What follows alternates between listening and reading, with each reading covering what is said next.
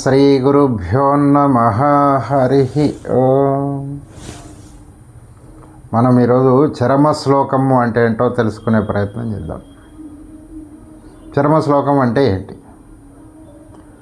అత్యుత్తమమైన శ్లోకం, గొప్పదైన శ్లోకం. ఎంత గొప్పది!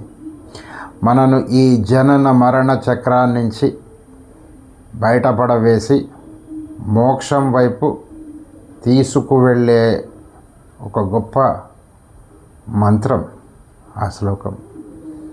ఎవరు చెప్పారు? ఏ ఋషి ఇచ్చాడు? ఇది ఋషి ఇవ్వలేదండి, సాక్షాత్ పరమాత్మ ఇచ్చాడు. ఎప్పుడు ఇచ్చాడు? వివిధ అవతారాల్లో ఇచ్చాడు. ఇది ఈరోజు చెప్పుకోబోయేటువంటి గొప్ప చరమ శ్లోకం, శ్రీరామ చరమ శ్లోకం. ఆయన ఏమనుగ్రహించారు చూద్దాం.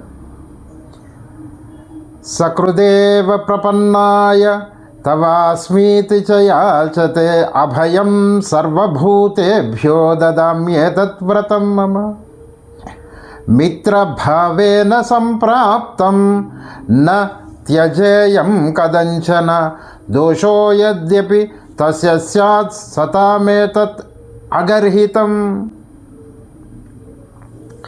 సకృతేవ ప్రపన్నాయ.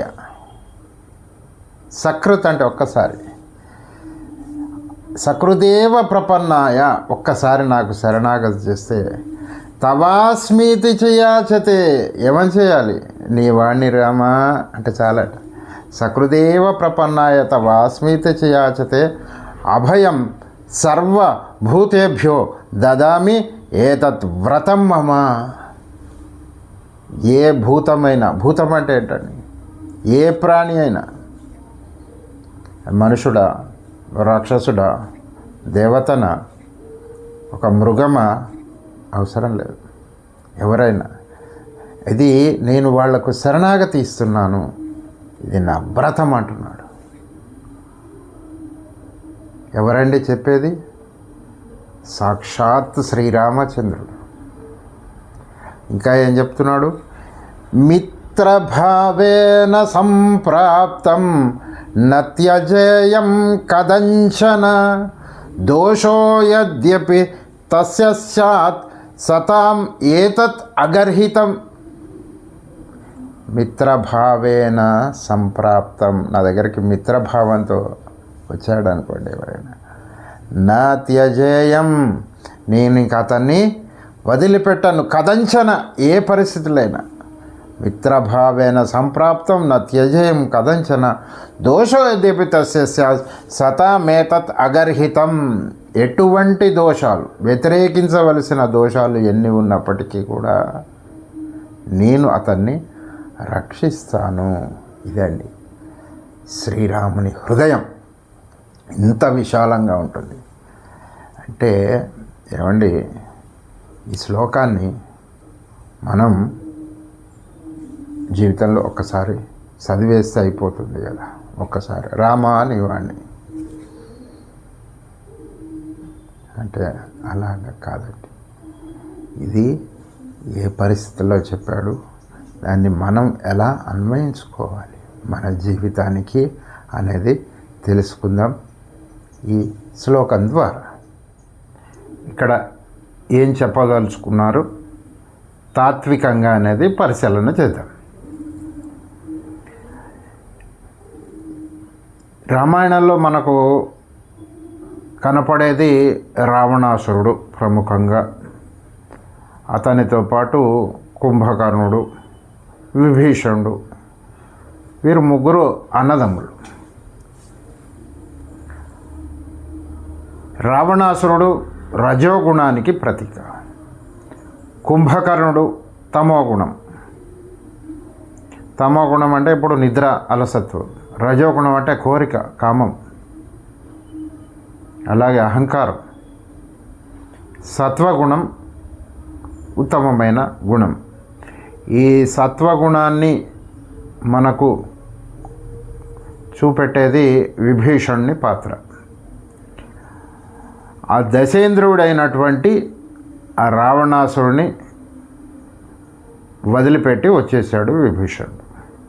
రజోగుణ ప్రధానుడైనటువంటి రావణాసుడు. రావణ, నీవు సీతమ్మను తీసుకెళ్ళి రామచంద్రునికి అప్పగించేసేయి అని అనేక విధాలుగా చెప్తాడు. చెప్తే రావణాసురుడు ఒప్పుకోడు.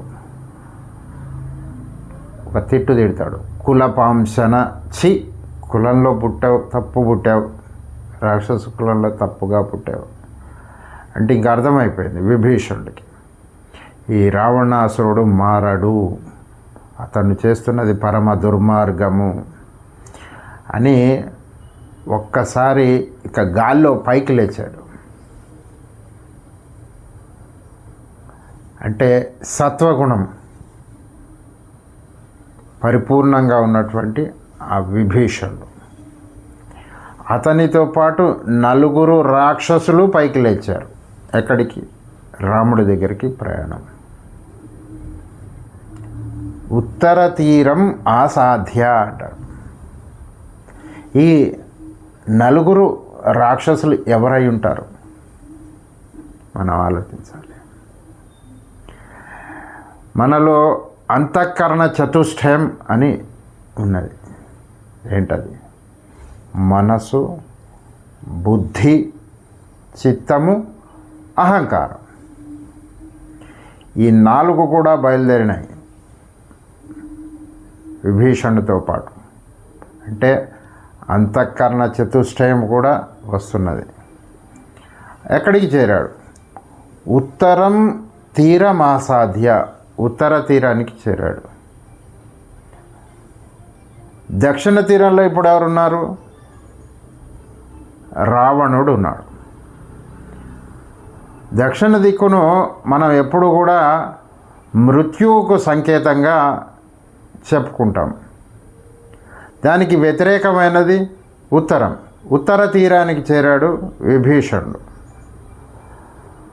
రాముడు ఉత్తర తీరంలో ఉన్నాడు.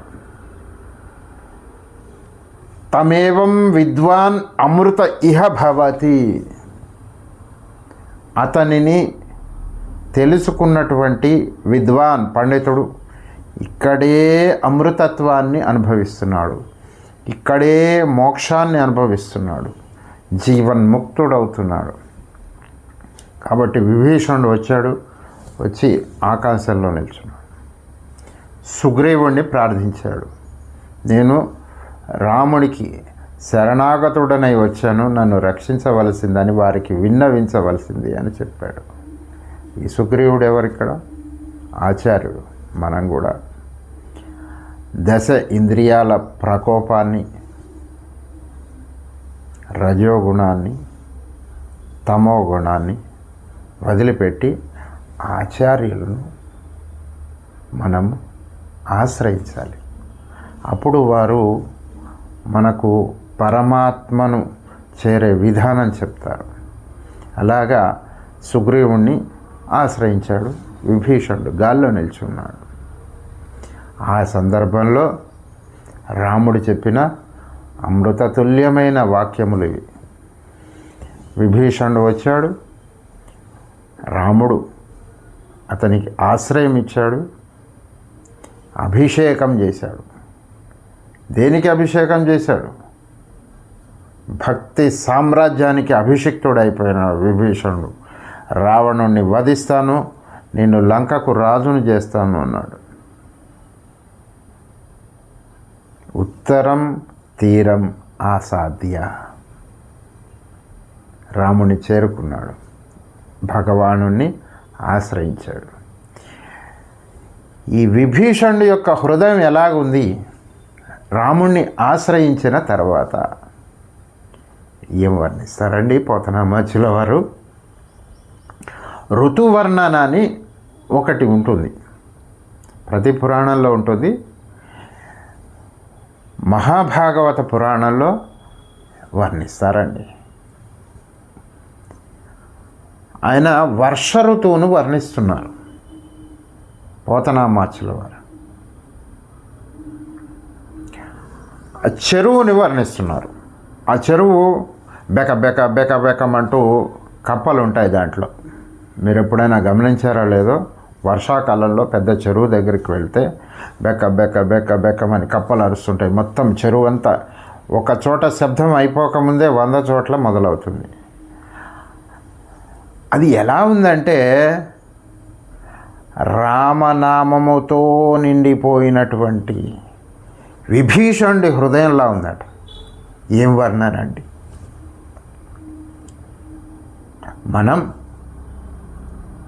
ఒక్కసారి విభీషణుడిలాగా ఆ రాముణ్ణి ఆశ్రయించగలిగితే అంతఃకరణ చతుష్టయంతో సహా మన హృదయంలో రాముణ్ణి నిలుపుకుంటే